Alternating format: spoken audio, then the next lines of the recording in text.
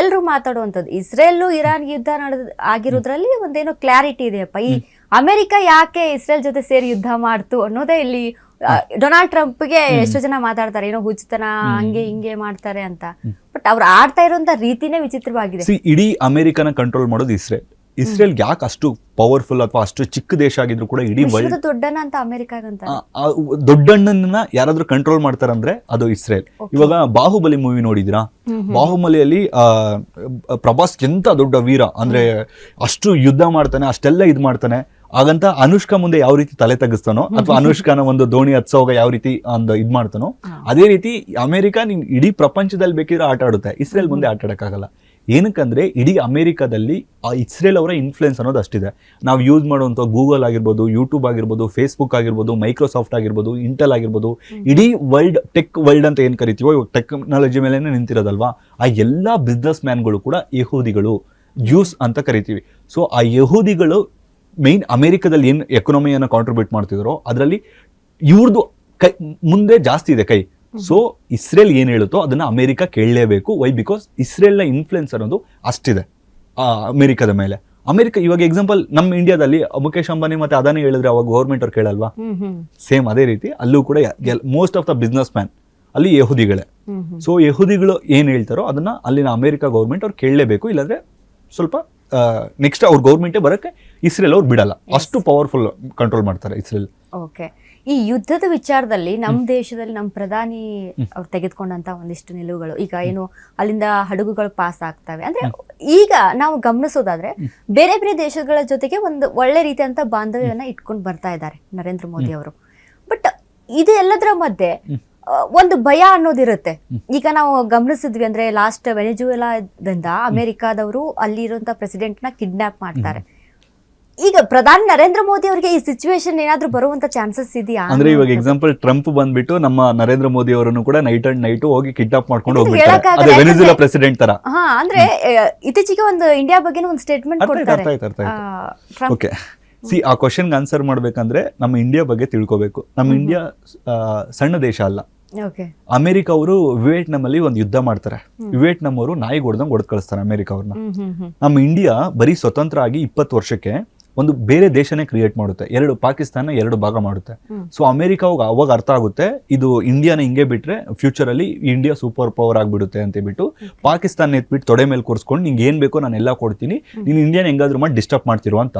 ಪಾಕಿಸ್ತಾನ್ಗೂ ಅದೇ ಬೇಕಾಗಿತ್ತು. ಸೊ ಆಯ್ತಂತ ಬಿಟ್ಟು ಅವ್ರು ಡೆವಲಪ್ಮೆಂಟ್ ಮೇಲೆ ಕಾನ್ಸಂಟ್ರೇಟ್ ಮಾಡೋ ಬದಲು ಟೆರರಿಸಮ್ ಮೇಲೆ ಕಾನ್ಸಂಟ್ರೇಟ್ ಮಾಡಿದ್ರು. ಅಮೆರಿಕ ಅವರು ಇಲ್ಲಿ ಬಂದು ಕಿಡ್ನಾಪ್ ಮಾಡೋದಿರ್ಲಿ, ಅದ್ರ ಬಗ್ಗೆ ಯೋಚನೆ ಮಾಡೋಕ್ಕೂ ನಮ್ಮ ಇಂಡಿಯಾ ಅವ್ರು ಬಿಡಲ್ಲ.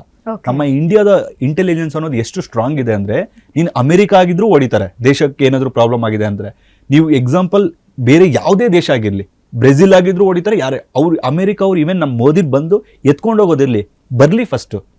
ಇವನ್ ಫ್ಯೂಚರ್ ಅಲ್ಲಿ ತುಂಬಾ ಜನಕ್ಕೆ ಡೌಟ್ ಇರುತ್ತೆ, ಇವಾಗ ಅಮೆರಿಕ ಮತ್ತೆ ಇಂಡಿಯಾಗೆ ಯುದ್ಧ ಆದ್ರೆ ಯಾರು ಗೆಲ್ತಾರೆ ಅಂತ ಬಿಟ್ಟು. ಅವರು ಎಕನಾಮಿಯಲ್ಲಿ ಮುಂದೆ ಇದ್ದಾರೆ, ಅದರಲ್ಲಿ 2 ಮಾತಿಲ್ಲ. ಬಟ್ ಅವ್ರ ಯುದ್ಧ ಅಂತ ಬಂದ್ರೆ ನಮ್ಮ ಇಂಡಿಯನ್ಸ್ ಇಡೀ ವರ್ಲ್ಡ್ ಅಲ್ಲಿ ಒಂದು ದೇಶಕ್ಕೆ ಓಡಾಡುವಂತ ಬೆಸ್ಟ್ ಆರ್ಮಿ ಎಲ್ಲಾದ್ರೂ ಇದೆ ಅಂದ್ರೆ ಅದು ನಮ್ಮ ಇಂಡಿಯಾ. ವಿಯೆಟ್ನಾಂ ಅಲ್ಲಿ ಅವ್ರು ಗೆಲ್ಲಕ್ಕಾಗಿಲ್ಲ ಅಮೆರಿಕದವರು. ಸೊ ಇವಾಗ ಅಮೆರಿಕ ಅವ್ರು ಬಂದು ನಮ್ಮ ಇಂಡಿಯಾದಲ್ಲಿ ನಾವು ಇದ್ ಮಾಡ್ಬಿಡ್ತೀವಿ ಅಂದ್ರೆ ಇಂಪಾಸಿಬಲ್. ಹಂಗಂತ ನಾವು ಈಸಿಯಾಗಿ ಇದ್ ಮಾಡ್ಬಿಡ್ತೀವ? ಆಗಲ್ಲ. ಇವಾಗ ಅಮೆರಿಕ ತುಂಬಾ ಮುಂದಿದೆ. ಇವಾಗ ನಮ್ಮ ಹತ್ರ ವಾರ್ಶಿಪ್ ಕ್ಯಾರಿಯರ್ಸ್ ಅಂತ ಕರಿತೀವಿ. ಅಂದ್ರೆ ಅದು ವಾರ್ಶಿಪ್ ಕ್ಯಾರಿಯರ್ ಒಂದು ಹೋಗಿದೆ ಅಂದ್ರೆ ನಿಮ್ಗೆ ಒಂದು ಆಲ್ಮೋಸ್ಟ್ ಒಂದು ನಗರನೇ ಇನ್ನೊಂದು ಕಡೆ ಹೋದಂಗಿರುತ್ತೆ. ಅಂಥದ್ದು ನಮ್ಮ ಇಂಡಿಯಾ ಹತ್ರ 2ರಿಂದ 3 ಇದೆ, ಇನ್ನೊಂದು 3 ಕೂಡ ಇವಾಗ ಆಗ್ತಿದೆ. ಅಮೆರಿಕ ಅವ್ರ ಹತ್ರ ಎಷ್ಟಿರ್ಬೋದು ಗೆಸ್ ಮಾಡಿ? 26 ಇದೆ. ಇಮೇಜಿನ್ ಮಾಡ್ಕೊಳ್ಳಿ ಅವ್ರು ಎಷ್ಟು ಮುಂದಿದ್ದಾರೆ ನಮ್ಮ ಹತ್ರ ಅಂತ. ಅವ್ರು ಎಕ್ವಿಪ್ಮೆಂಟ್ಸ್ ಅಡ್ವಾನ್ಸ್ಡ್ ಇರುತ್ತೆ, ಅವ್ರು ಇಡೀ ಸ್ಯಾಟಲೈಟ್ಸ್ ನ ಕಂಟ್ರೋಲ್ ಮಾಡ್ತಾರೆ, ತುಂಬಾ ಮುಂದಿದ್ದಾರೆ. ಹಾಗಂತ ನಮ್ಮ ಇಂಡಿಯಾನ ಅಷ್ಟು ಈಸಿಯಾಗಿ ಸೋಲಿಸ್ಬಿಡ್ತಾರೆ ಅಥವಾ ವೆನೆಜುವೆಲಾದಲ್ಲಿ ಬಂದು ಎತ್ಕೊಂಡು ಹೋಗ್ತಾರೆ? ಇಂಪಾಸಿಬಲ್. ಅವ್ರು ಏನಾದರೂ ಅಷ್ಟು ಧೈರ್ಯ ಇದ್ರೆ ಅವ್ರು ಬಂದು ಇಂಡಿಯಾಗೆ, ಈವನ್ ಇರಾನ್ ಅವ್ರ ಹತ್ರ ಬಂದ್ಬಿಟ್ಟು ಏರ್ ಫೋರ್ಸ್ ಇಲ್ಲ, ಅದಕ್ಕೆ ಅವರು ಇದು ಮಾಡೋಕ್ಕಾಗ್ತಿಲ್ಲ. ನಮ್ಮ ಹತ್ರ ಬೆಸ್ಟ್ ಏರ್ ಫೋರ್ಸ್ ಇದೆ. ಓಕೆನಾ? ಅಮೆರಿಕದ F-35 ಸಮಥಿಂಗ್ ಯಾವುದೋ ಇದೆ, ಇದನ್ನ ನಮ್ಮ ಮಿಗ್ ಅಭಿನಂದನ್ ವರ್ತಮಾನ ಅವ್ರು ಇದಾರಲ್ವಾ, ಮಿಗ್ಗಲ್ಲಿ ಹೊಡೆದಿದ್ರು. ಸೊ ಅವ್ರ ಹತ್ರ ಲೇಟೆಸ್ಟ್, ಅದು ನಮ್ದು ಓಲ್ಡೆಸ್ಟ್, ಅದ್ರಲ್ಲಿ ಹೊಡೆದಿದ್ರು. ಸೊ ಅಮೆರಿಕಾಗೆ ಏನಂದ್ರೆ ಅಷ್ಟು ಧೈರ್ಯ ಇತ್ತು ಅಂದ್ರೆ ಒಂದ್ಸಲ ಬಂದು ಟ್ರೈ ಮಾಡಕ್ ಹೇಳಿ.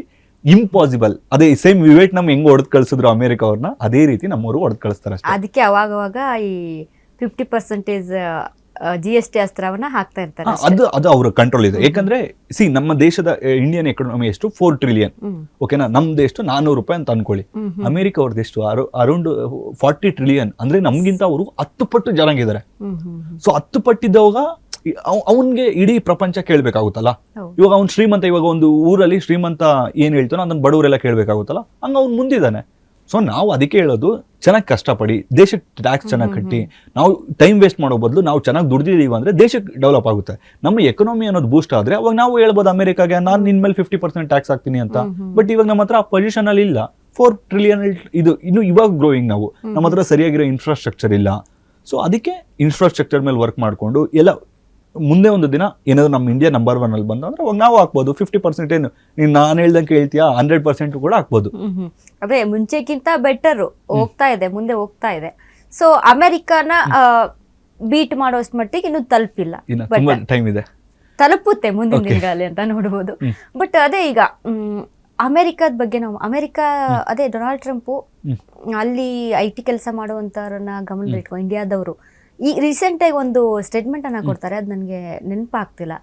ಅದು ತುಂಬಾ ಡಿಸ್ಟರ್ಬ್ ಮಾಡುತ್ತೆ ಅಲ್ಲಿರುವಂತ ಏನು IT ಕಂಪನಿಯಲ್ಲಿ ಕೆಲಸ ಮಾಡೋರ್ನ ತುಂಬಾ ಡಿಸ್ಟರ್ಬ್ ಮಾಡಿರುತ್ತೆ ಅವ್ರ ಒಂದು ಸ್ಟೇಟ್ಮೆಂಟ್. ಇದರಿಂದ ಏನಾದ್ರು ಮೋದಿ ಅವ್ರು ಏನಾದ್ರು ರಿಯಾಕ್ಟ್ ಮಾಡ್ತಾರ ಅನ್ನುವಂಥದ್ದು ಒಂದಿತ್ತು. ಬಟ್ ಯಾವುದೇ ರೀತಿಯಂತ ರಿಯಾಕ್ಷನ್ ಅಲ್ಲಿ ಕೊಟ್ಟಿರಲ್ಲ.